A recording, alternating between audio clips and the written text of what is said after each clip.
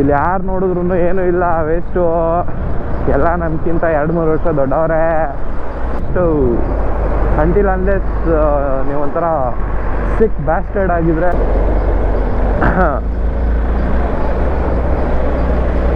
ಜನರಿಗೆ ಕಾಮನ್ ಸೆನ್ಸೇ ಇರಲ್ಲ ಗುರು. ಮದುವೆ ಆಗಿ ನಾನ್ ಸ್ಟಾಪ್ 1 ವಾರ ಹೊಡಿತಾರೆ ಗೊತ್ತಾ, ಆ ಸಿಚುವೇಶನ್ ನಿಂದು ಇವಾಗ. ಬೋರ್ ಆಗಿರ್ತೀಯ. ಆಯಿತು. ಅಯ್ಯೋ ತಿರ್ಗಾ ರೈಡ್ ಬರ್ತಾರಲ್ಲ.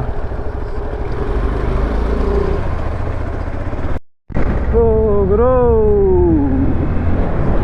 ಒಳ್ಳೆ ಸಾಂಗ್ಗಳು ಬಂದ್ಬಿಡುತ್ತೆ, ಮಾತಾಡೋಕ್ಕೆ ಮನ್ಸು ಬರಲ್ಲ ಗುರು, ಏನೇ ಹೇಳು. RC390 ಅಲ್ಲ ಗುರು.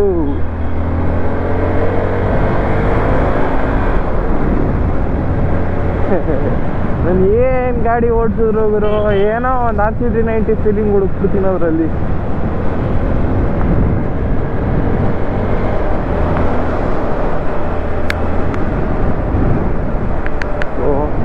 ತುಂಬ ಚಳಿ ಇದೆ ಗುರು ಯಾಕೋ. ನಾರ್ಮಲ್ಗಿಂತ ನನ್ನ ಲೈಫಲ್ಲಿ ಇಲ್ಲಿವರೆಗೂ ಇಷ್ಟು ಚಳಿ ಇದೆ ಅನಿಸೇ ಇಲ್ಲ ನನಗೆ. ಯಾಕೋ ಈ ಸತಿ ವೆದರ್ ತುಂಬ ತುಂಬ ಕೆಟ್ಟದಾಗೈತೆ.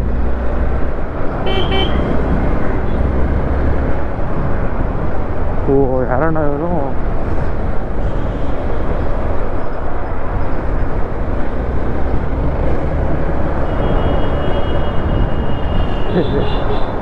ಒಳ್ಳೆ ಮಜಾ ಗುರು ಅವೆಂಜರ್ ಇಟ್ಟಿರೋರ್ದು. ಓಡ್ದವ್ರಲ್ಲ ಚತ್ನನ್ ಮಗಳು, ಅದ್ರಲ್ಲೂ ಲುಕ್ ಬೇರೆ ಬರುತ್ತದ್ರಲ್ಲಿ ಆ ಥರ ಅಂತ.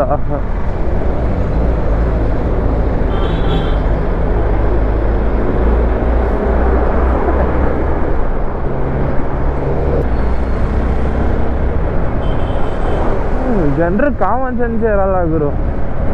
ಇಂಥ ಟೈಮಲ್ಲಿ ಟ್ಯಾಕ್ಸಿ ಬಸ್ ಅಂದರೆ ಪಿಕಪ್ ಬಸ್ಗಳನ್ನೆಲ್ಲ ಲೆಫ್ಟಿಂದ ಓವರ್ಟೇಕ್ ಹೊಡಿಯೋಕೆ ನೋಡ್ತಾರೆ. ಅವ್ರದ್ದೇನು ಇದು ಅಂತಲೇ ಅರ್ಥ ಆಗಲ್ಲ. ನಾವು 2 ವೀಲರ್ ನೋಡ್ರಿ ಸುಮ್ಮನೆ ಹಿಂಗೆಲ್ಲ ನೋಡಲಿಲ್ಲ ನಾನು ನೋಡಿ. ನಾವು 2 ವೀಲರೆಲ್ಲ ಹಿಂಗೆಲ್ಲ ಏನೋ ಒಂದು ಎತ್ಕೊಂಡು ಮಾಡ್ಬಿಡ್ತೀವಿ. ಬಟ್ 4 ವೀಲರೆಲ್ಲ ಹೆಂಗರು ಚಿಕ್ಕಮಸ್ಕೊಂಡು ರೈಟ್ ಸೈಡಲ್ಲೇ ಇರೋಗುರು ನೀನು. ಇವಾಗ ಆ್ಯಕ್ಚುಲಿ ತುಂಬ ಡೇಂಜರಸ್ ಆಗಿತ್ತದು ಸಿಚುವೇಶನು. ಪರವಾಗಿಲ್ಲ, ಅಂಡರ್ ಕಂಟ್ರೋಲ್ ಆಯ್ತಾ.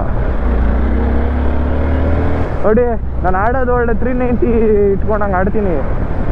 ಎಕ್ಸ್ಲೇಟ್ರ್ ಕೊಟ್ಕೊಂಡು, ನನ್ನ ಎಕ್ಸ್ಲೇಟ್ರ್ ಕೊಟ್ಟಿದ್ದ ಸಗಿ ಅವ್ನ ಕಾಲ ಹತ್ರ ಹೋಗ್ಬಿಡೋದು ಗಾಡಿ. ಇದ್ರಲ್ಲಿ ಎಕ್ಸ್ಲೇಟ್ರ್ ಕೊಟ್ಟರೆ ಇನ್ನು ಅಲ್ಲೇ ಐತೆ. ಏನೋ ಸೆಟ್ ಆಗೋಕ್ಕೆ ಕಷ್ಟ ಆಗೋರು ನೀನು. ಒಂದು ಸತಿ 390 ಅಂತ ಗಾಡಿ ನೀನು ಓಡಿಸ್ಬಿಟ್ರೆ ಅನ್ಕೋ, ನೀನು ನಾರ್ಮಲಾಗಿ ಸೂಟ್ ಆಗೋಕ್ಕೆ ಆಗಲ್ಲ. ನಾರ್ಮಲ್ ಗಾಡಿಗಳಿಗೆ ನೋಡ್ರಿ, ಇಂಥ ಗಾಡಿಗಳಿಗೆ ಇದ್ರಲ್ಲಿ ಪವರ್ ಕಡಿಮೆ ಇದೆ ಅಂತಲ್ಲ, ಪವರ್ ಬೇಜಾನ್ ಐತೆ. ಆ್ಯಕ್ಚುಲಿ ನೀವು ನಾರ್ಮಲ್ ಯಾವ್ದನ್ನ ಬಿಗಿನರು ಕೊಟ್ಬಿಟ್ರೆ ಇಂಥ ಗಾಡಿಗಳನ್ನ ಅವ್ರಿಗೆ ಕಂಟ್ರೋಲ್ ಮಾಡೋಕ್ಕೆ ಹೆವಿ ಕಷ್ಟ ಆಗೋಗುತ್ತೆ, ಸರಿನಾ. ಬಟ್ ಇದು ಹೆಂಗೆ ಗೊತ್ತಾ, ಒಳ್ಳೆ ಸೈಕ್ಲಿಂಗರು ಇದು. ನೀನು 390 ನಿನ್ನ ಜೀವನದಲ್ಲಿ ಓಡಿಸ್ಬಿಟ್ಟೆ ಅಂದರೆ ಇವಾಗ ಹೆಂಗೆ ಗೊತ್ತಾ, ಆನಿಮೆ ವರ್ಸಲ್ಲಿ ಒನ್ ಪೀಸ್ ಇಲ್ಲ ವಿನ್ಲ್ಯಾಂಡ್ ಸಾಗ ಇಲ್ಲ ಬೆರ್ಸರ್ಕ್ ನೋಡ್ದಂಗೆ ಆಗೋಗುತ್ತೆ. ಟಾಪ್ ಆಫ್ ದ ಟಾಪ್ ನೋಡ್ಬಿಟ್ಟಿರ್ತೀಯ. ನೀನು ನಾರ್ಮಲ್ ಅಲ್ಲ, ಜನರಿಗೆ ಓವರ್ ಪವರ್ ಅನ್ಸೋದು ಇಲ್ಲ, ನಿನ್ನ ಅವ್ರಿಗೆ ನಾರ್ಮಲ್ ಅನ್ಸೋದು, ನಿನಗೆ ಅಂಡರ್ ಪವರ್ ಅನಿಸುತ್ತೆ. ಅದು ನೀನು BS 390 ಓಡಿಸ್ಬಿಟ್ರೆ ಅಂತೂ ಅಯ್ಯೋ ಬಿಡು, ನಿನ್ನ ಕತೆ ಮುಗೀತಾವತ್ತೆ. ಜೀವನದಲ್ಲಿ ಖುಷಿ ಅನ್ನೋದು ಬಿಟ್ಬಿಡು. ಮದುವೆ ಆಗಿ ನಾನ್ ಸ್ಟಾಪ್ 1 ವಾರ ಹೊಡಿತಾರೆ ಗೊತ್ತಾ, ಆ ಸಿಚುವೇಶನ್ ನಿಂದು ಇವಾಗ. ಬೋರ್ ಆಗಿರ್ತೀಯ.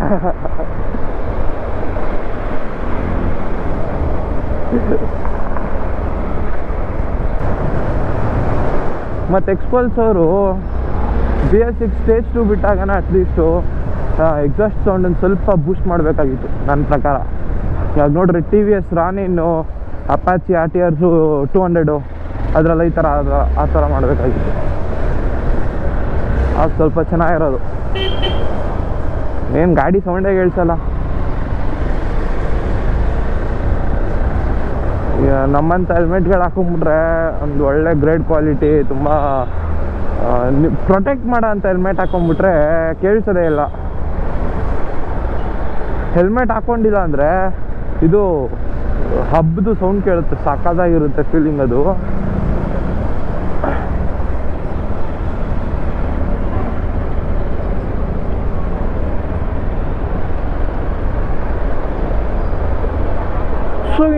ಅಂತ ಬರುತ್ತೆ ಫೀಲಿಂಗು, ಮಸ್ತಾಗಿರುತ್ತೆ ಅದು.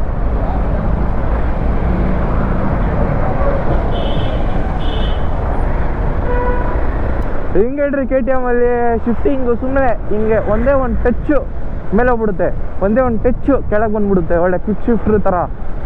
ಅದೇ ದೊಡ್ಡ ದೊಡ್ಡ ಸೂಪರ್ ಬೈಕ್ಸ್ ಎಲ್ಲ ಇರ್ತಲ್ಲ, S1000 ZX ಅಲ್ವಲ್ಲ, S1000 ಮತ್ತು ಪ್ರೀಮಿಯಂ ಬೈಕ್ಸಲ್ಲಿ ಇರುತ್ತೆ ಗೊತ್ತಾ, ಆ ಥರ ಫೀಲಿಂಗು KTMದು. ಅದು ಒಂದು RPM ಆದಮೇಲೆ, ಒಂದು ಸರ್ಟನ್ RPM ಇರುತ್ತೆ, RPM ಆದಮೇಲೆ ಹಿಂಗೆ ಸುಮ್ಮನೆ ಹಿಂಗೆ ಟಚ್ ಕೊಟ್ಟರೆ second gear, third gear, fourth gear, fifth gear ಅಂತ ಹೋಯ್ತದೆ. ಈ ಗಾಡಿಗಳೆಲ್ಲ ಹಂಗೆಲ್ಲ ಹೋಗಲ್ಲ. ನಾನು ಹತ್ರ ಫೆದರ್ ಟಚ್ ಎಲ್ಲ ಕೊಡೋಕೆ ಹೋದರೆ ಫಾಲ್ಸ್ ನ್ಯೂಟ್ರಲ್ ಬಿದ್ದುಬಿಡುತ್ತೆ. ಎಂಬ್ಯಾರಿಸಿಂಗ್ ಅಂದ್ಕೊಳ್ಳಿ, ಸೀರಿಯಸ್ ಆಗಿ ಹೇಳ್ತಾ ಇದ್ದೀನಿ.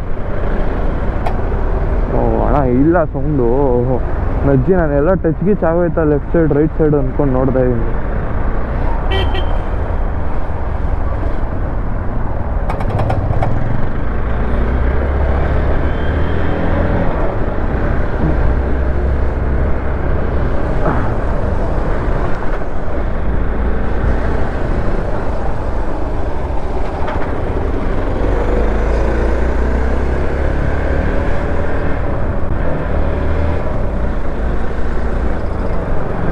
ಆಯಿತು, ಈಗ ತಿರ್ಗಾ ರೇಟ್ ಬರ್ತಾರಲ್ಲ.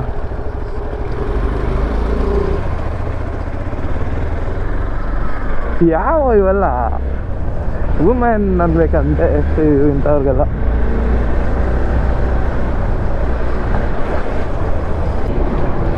ಅಣ್ಣ ಬುಲೆಟ್ ಅಣ್ಣ, ನಿಮ್ಗೆ ಈ ಬುಲೆಟು ಕಂಟ್ರೋಲ್ ಮಾಡೋಕ್ಕಾಯ್ತಲ್ವಲ್ಲ, ಯಾರ ನಿಲ್ಲೇ ಹೋಗಲ್ಲ.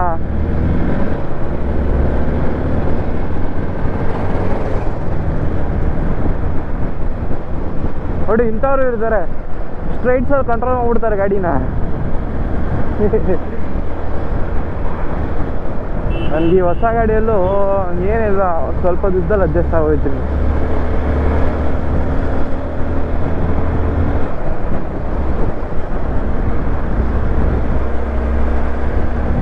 ಅದೆಲ್ಲ ನಿಮಗೆ ಛಲ ಇರಬೇಕು, ಚುಲ್ಲಿರಬೇಕು ಗಾಡಿದು, ಅವಾಗ ಮಸ್ತಾಗಿರುತ್ತೆ.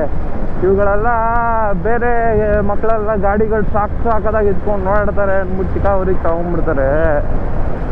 ಇವುಗಳಿಗೆ ಕಂಟ್ರೋಲ್ ಮಾಡೋಕ್ಕೆ ಬರೋಲ್ಲ, ಇದು ಮಾಡೋಕ್ಕೆ ಬರೋಲ್ಲ. ಸುಮ್ಮನೆ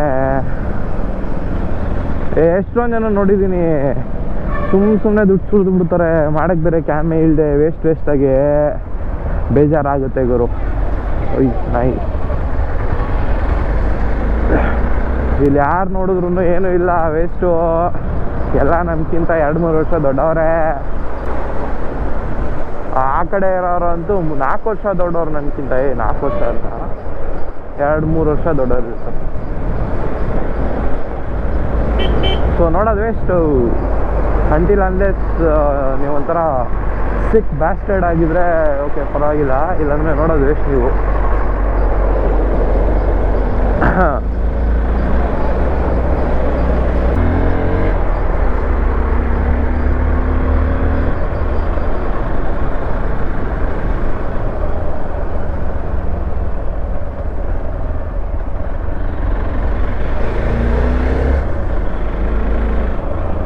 ಗುರೂಜಿ ನಮಸ್ಕಾರ.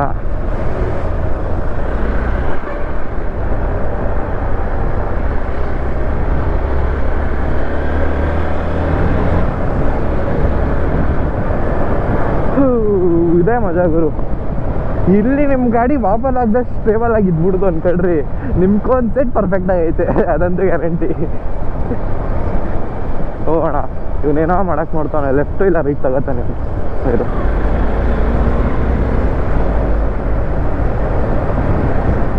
ಟೆನ್ಷನ್ನೇ ಬೇಡ, ಓವರ್ಟೇಕ್ ಕೊಡೋದು ಬೇಡ.